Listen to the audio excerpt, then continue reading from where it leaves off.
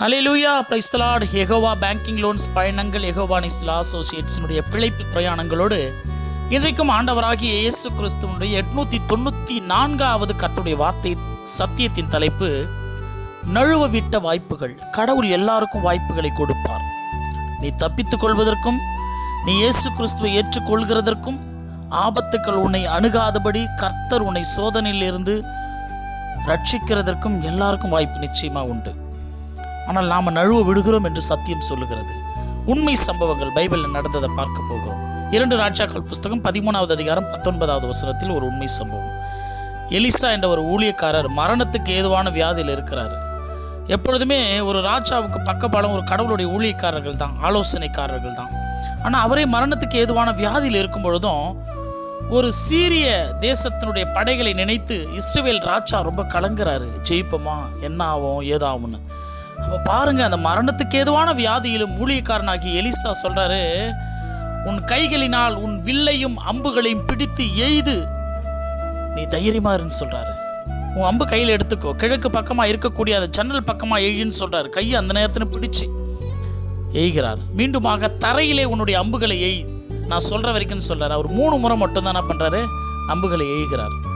இப்போ அந்த ஊழியக்காரர் சொல்றாரு, நீ 5-6 முறையாவது உன்னுடைய அம்புகளை தரையிலே எய்வாய் என்று நான் எதிர்பார்த்தேன். ஆனால் நீ 3 முறை மட்டும்தான் எய்தாய். அதனால் 3 விசை மாத்திரம்தான் வெற்றி பெறுவாய். முழுவதுமான வெற்றி உனக்கு கிடைக்காதுன்னு சொல்றாரு. அப்போ வெற்றிக்கான வாய்ப்பை ராஜாவிடம் கொடுத்தும் அவன் நழுவ விட்டான். இஸ்ரவேல் ஜனங்களை குறித்து ஒரு தீர்க்க தரிசனம் சொல்லுவார் எரேமியா. அறுப்பு காலம் சென்றது, கோடை காலமும் முடிந்தது, ஆனால் நாமோ ரட்சிக்கப்படவே இல்லை. நிறைய பேர் பார்த்தீங்கன்னா காலம் கடந்து போய்கினே இருக்கும். கர்த்தரை பற்றிய வார்த்தைகளும் வசனங்களும் கொடுத்து கொண்டே இருக்கப்படும். ஆனால் ரட்சிக்கப்படுவதற்கு அவங்க தைரியமா கர்த்தரை நம்பி வரமாட்டாங்க. ஒரு உண்மை சம்பவம் இயேசு கிறிஸ்து சொன்னார். 10 பெண்மணிகள் கையில தீப்பந்தம் எண்ணெய் எடுத்துக்கொண்டு ஒரு கல்யாண விருந்துக்கு போறாங்க. போகும்பொழுது 5 பெண்மணிகள் ரொம்ப ஜாக்கிரதையா பந்தத்தில் எண்ணெய் தீர்ந்துட்டா கூட எண்ணெயை ஊற்றி பந்தம் அழியக்கூடாது, அணையக்கூடாதுன்னு சொல்லிட்டு எண்ணெயை ஊற்றி கொண்டே ஜாக்கிரதையாக போகிறாங்க, விழித்து கொண்டே. 5 பெண்மணிகள் எப்படி வேணாலும் வாழ்ந்தா பரவாயில்லன்னு சொல்லிட்டு எண்ணெயை காலி செஞ்சிடறாங்க. இப்போ எண்ணெய் தீர்ந்து போயிடுச்சுன்னு சொல்லிட்டு வாங்க போகிற நேரத்தில் அந்த மணவாளன் கல்யாண வீட்டுக்கு வந்துட்டாரு. அந்த சத்திரத்தினுடைய கதவு அடைக்கப்பட்டு விட்டது. இப்போ ஜாக்கிரதையாக இருந்தவங்க உள்ளே கல்யாண வீட்டுக்குள் பிரவேசித்தாங்க. அவங்க தான் புத்தி உள்ள ஸ்திரீகளாம். ஜாக்கிரதையே இல்லாத 5 ஸ்திரீகள் கதவு அடைக்கப்பட்டு வெளியிலே இருந்துட்டாங்களாம். இந்த பரலோகமும் அப்படிதான் வாய்ப்பை கொடுக்கிறது. ஜாக்கிரதையாக புத்தி உள்ள பெண்மணிகள் விசுவாசத்தில் ரட்சிக்கப்பட்டு பரலோகம் போயிடுவோமா, ஜாக்கிரதை இல்லைன்னா இந்த உலகத்தில் கைவிடப்படுவோமா. இயேசு கிறிஸ்து ஒரு ஊழியம் செய்கிற ஒரு விசுவாசத்தை குறித்து வேலை செய்ய வேண்டிய ஒரு வாய்ப்பு எல்லாருக்கும் கொடுத்துருக்கிறாரு. ஊழியம் செய்யுங்கன்னு. இப்போ தேவனாகிய கர்த்தர் பல தாளந்துகள், ஒரு 5 தாளந்து ஒருத்தர்கிட்டையும் 1 தாளந்து ஒருத்தர்கிட்டையும் கொடுக்குறாரு.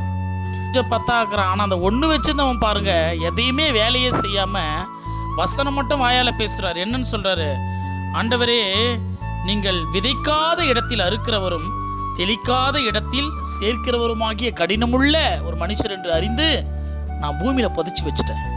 அப்போ சொன்னார், இருளும் பாழ்கடிப்பும் தான் உனக்கு சொந்தம், நீ நரகத்துக்கு போக வேண்டியவன் என்று சொல்லி கர்த்தர் அவனை சபித்தாராம். ஆகவே கர்த்தராகிய இயேசு கிறிஸ்துவும் பாருங்க, எருசலேமில் அவர் கழுதை குட்டியின் மேலே போறாரு. போகும்பொழுது எல்லா ஜனங்களும் இயேசு கிறிஸ்து ஓசன்னா என்று ஆர்ப்பரிக்கும் பொழுது ஜனங்கள் அதட்ட சொல்றாங்க. அப்போ இயேசுப்பா சொல்றாரு, இந்த ஜனங்கள் வாய் திறந்து என்னை புகழனா, இந்த கல்லுகளே என்னை குறித்து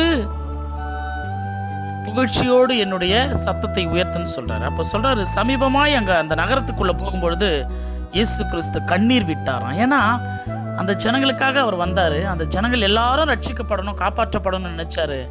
இயேசு கிறிஸ்து கூட இருந்தும் ஜனங்கள் யாருமே நிறைய பேரை ஏற்றுக்கொள்ளலை, ரட்சிக்கப்படலை. இன்றைக்கும் ஆண்டவருடைய வார்த்தைகளும் உங்களுக்கு கொடுக்கப்பட்டு கொண்டு தான் இருக்கிறது. உங்களுடைய மனதில், இருதயத்தில் இயேசு கிறிஸ்துவை தெய்வமாக ஏற்றுக்கொள்வது கிடையாது. இன்றைக்கும் இயேசு கிறிஸ்து கண்ணீர் விட்டு கொண்டு தான் இருப்பார். ஆகவே விழித்திருக்கணும். ஒரு உண்மை சம்பவம். 12 சீடர்களோடு வாழ்ந்த ஆண்டவராகிய இயேசு கிறிஸ்து ஒரு கடினமான நேரம், அதாவது சிலுவையிலே அவர் அறையப்படுவதற்கு ஒப்பு கொடுக்கப்படுகிற நேரம். அப்போ ஏசப்பா சொல்கிறாரு, விழித்திருங்க விழித்திருங்க, தூங்காதீங்கன்னு சொல்லிட்டு போய் தன்னுடைய வேர்வை எல்லாம் ரத்தமாய் மாறுற அளவுக்கு ஜெபம் பண்ணிட்டு வராரு. எல்லாரும் தூங்கின்னு இருக்கிறாங்க. பேதுரு என்ற சீடனை கூட்டு, 1 மணி நேரம் நீ விழிச்சிருக்க கூடாதா? சோதனைக்கு உட்படுத்த பண்ணாதபடி விழித்திருந்து ஜெபம் பண்ணுங்க. ஆவி உற்சாகம் உள்ளது தான், ஆனால் நம்மளுடைய உடம்பாகி அந்த மாம்சமும் பலவீனம் உள்ளதுன்னு சொல்றாரு. ஆகவே உயிர்த்த இயேசு கிறிஸ்து, உயிரோடு சிலுவையில் மரித்து 3ஆம் நாள் உயிரோடு எழுந்த இயேசு கிறிஸ்து எல்லா சீஷர்களையும் பார்க்க நினைக்கிறார். அந்த இடத்துல தோமா இல்லை. எல்லா சீஷர்களுக்கும் விசுவாசம் வந்துடுச்சு. ஆனால் தோமாவனுடைய இருதயத்தில் நான் ஆண்டவரை தொட்டு பார்த்தா தான் நான் நம்புவேன்னு சொல்லிட்டு ஒரு அவ்விசுவாசம். இயேசு கிறிஸ்து மறுபடியும் 8 நாளைக்கு பின்னாடி தோமாவை போயிட்டு சந்திக்கிறாரு. என்னை தொட்டு பாருன்னு சொல்றாரு. தொட்டு நம்புறான். ஆண்டவரே தேவனேன்னு சொல்றான். அப்ப தேவன் சொல்றாரு, நீ என்னை கண்டு விசுவாசிக்கிறாய், காணாமல் என்னை விசுவாசிக்கிறவர்களை பாக்கியவான்கள். இப்போ நாங்கள் ஆண்டவராகி இயேசு கிறிஸ்துவை ஏற்றுக்கொண்டு விசுவாசிச்சு கொண்டு இருக்கிறோம். இது பெரிய விஷயம் இல்லை. கர்த்தருடைய வார்த்தையை நீங்கள் கேட்டுக்கொண்டே இயேசு கிறிஸ்துவை மெய்யான தெய்வம், அவரால் எனக்கு ரட்சிப்பையும் அதிசயத்தையும் வாழ்க்கையை மாற்ற முடியும், அவர் தான் என்னை பரலோகத்துக்கு கூட்டு கொண்டு போவார், என் பாவங்களை மன்னிக்க வந்தவர்னு சொல்லிட்டு இந்த வார்த்தை மூலமா நீ ரட்சிக்கப்பட்டால், உன் கல்லான இருதயம் சதையாக மாற்றப்பட்டால், நீ இயேசு கிறிஸ்துவை தேடி வரணும்னு உன் இருதயம் நினைச்சிச்சுன்னா நீயே சிறந்த பாக்கியவான் என்பதை இன்றைக்கு நீங்கள் புரிஞ்சு கொள்ளுங்க. கர்த்தர் இந்த வார்த்தைகளை கொடுத்ததற்காக தேவனுக்கு நன்றி செலுத்துகிறோம்.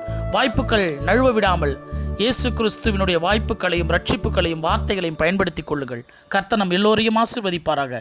அடுத்த தெய்வ செய்திகளோடு நான் உங்கள் காட் சர்வன்ட் சகரியா சதீஷ்குமார்.